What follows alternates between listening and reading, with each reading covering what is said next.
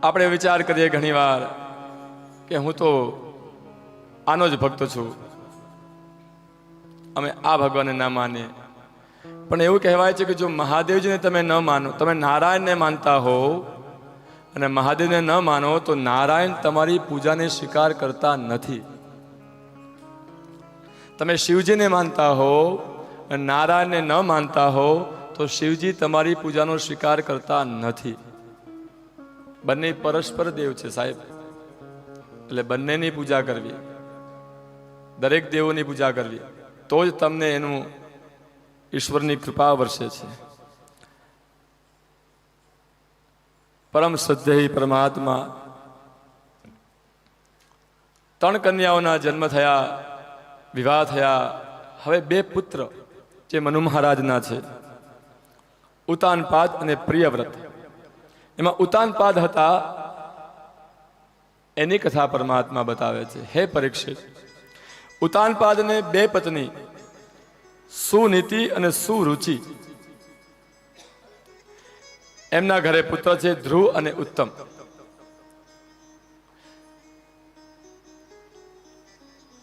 સુનીતિ એટલે જે નીતિ સારી છે એ.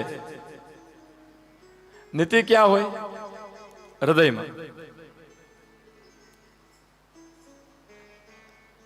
હૃદયમાં હોય ના. સુરુચિ જેને ગમે ને એ હૃદયમાં હોય, સુનીતિ એ બુદ્ધિમાં હોય.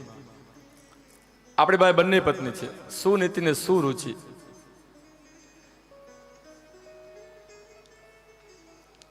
પણ સુનીતિ છે એનું માન નથી, સન્માન નથી. એનું માન નથી, સન્માન નથી. એને દાસી તરીકે રાખે છે. અને સુરુચિને રાણી બનાવી છે. એમના પુત્રને ખોળામાં બેસાડે, ઉત્તમ નામનો પુત્ર છે, સાથે રાખે. એક દિવસ ધ્રુવજીને ઈચ્છા થઈ કે મારે પણ પિતાના ખોળામાં બેસવું છે, એમ કહીને દોડ્યો છે. પિતાના ખોળામાં બેસવા જાય, પિતાજી મને બેસાડો ને ખોળામાં. તો સુરુચિએ હાથ ખેંચ્યો અને કહ્યું કે તારે જો તારા પિતાના ખોળે બેસવું હોય તો જા નારાયણને જઈને કે તને મારી કુખે જન્મ આપે તો હું બેસાડું. એટલો શબ્દ કહેતા રોતો રોતો રોતો ધ્રુવજી આવ્યા છે માતા પાસે. માતાને કીધું, માતા મારે નારાયણને પામવા જવું છે, નારાયણને કહેવા જવું છે. શું બેટા? તો કે મને સુરુચિ માતાએ કીધું છે કે તું નારાયણને કહે કે મને તારી કુખે જન્મ આપે તો હું તારા પિતાના ખોળે બેસાડું. સુનીતિએ કીધું કે બેટા સાચી વાત છે, તું જા નારાયણને કહેજે, પિતાના નહીં પણ નારાયણના ખોળે બેસ છે. એમ કહીને બાળકને છોડ્યો છે.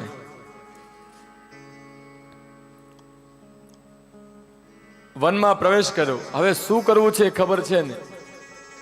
નારદજી આવ્યા. નારદજીએ કીધું કે હે સુકુમાર, ક્યાં જાઓ છો? આપ તો બહુ નાના છો, ક્યાં જાઓ છો? તો કે હું તપ કરવા જાઉં છું નારાયણ. કેમ?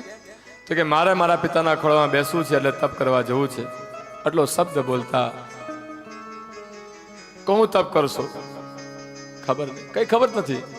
એટલે નારદજીએ એની વીણાનો સ્પર્શ હૃદયમાં લગાવ્યો એટલે ભગવાન નારાયણનું ચિત્ર દોરાઈ ગયું. અને ઓમ નમો ભગવતે વાસુદેવાય અષ્ટાક્ષર મંત્રનો એને દાન આપ્યું છે. કોને? ધ્રુવજીને. મધુવનમાં આવ્યા છે, યમુના તટ ઉપર. 1 મહિનો આરંભ કર્યો. 1 મહિનો ને 3 દિવસ સુધી બોર અને કોઠા ખાઈને તપ કર્યું છે. 2 મહિનો ને 6 દિવસ સુધી ઘાસ, પાન, લીલા પત્તા આદિ ખાઈને તપ કર્યું છે. 3 મહિના ને 9 દિવસ ખાલી જળ ઉપર.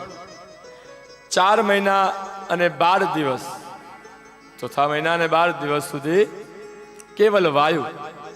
અને 5મા મહિનામાં પ્રારબ્ધની અંદર જ શ્વાસને જીતી લીધો. ભગવાન સ્વયં નારાયણ પ્રગટ થયા.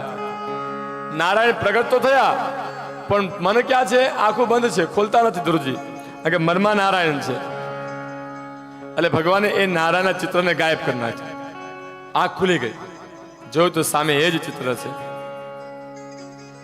માગો, શું જોઈએ? હવે 5 વર્ષનો બાળક માગે શું? બોલતા આવડે નહીં. નારદજી આવ્યો ને મંત્ર આપ્યો, ભગવાનને પ્રાર્થના કરે.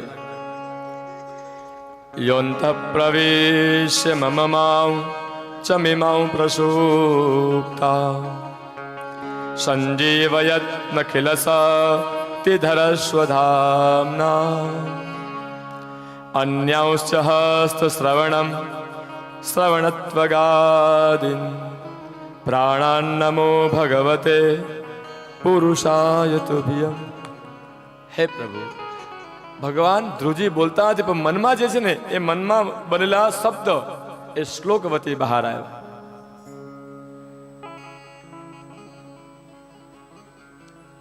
હવે 2 જગ્યાએ 2 વસ્તુ માંગવાનું છે.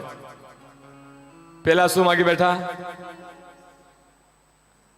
કોનો શબ્દ યાદ આવ્યો? પોતાની માતા. મને તમને તમારા ખોળામાં બેહાડો. ધ્રુજનું જોજો નાનપણ, એ જે બોલવાની છટા, અરે રે નહીં નહીં ભગવાન, નહીં નહીં નહીં. કેમ? મારે એ નથી માગવાનું, મારે માગવાનું છે કે મારા પિતાના ખોળામાં બેસું. એટલે કીધું કે ચિંતા ન કર, તને પિતાનો ખોળો પણ મળશે અને મારો ખોળો પણ મળશે. ભગવાને આશીર્વાદ આપ્યા. ભગવાન અંતર ધ્યાન થયા. આ બાજુ નારદજી પહોંચ્યા અને કીધું કે હે રાજા, તને બુદ્ધિ છે કે નહીં? તારા એ 5 વર્ષના બાળકને તે વનમાં મોકલી દીધો. દુઃખી થાય છે રાજા, અંતે પિતા છે ને. પણ ચિંતા ન કર, એને ટૂંક સમયમાં જ ભગવાનને પ્રાપ્ત કરી લીધી છે.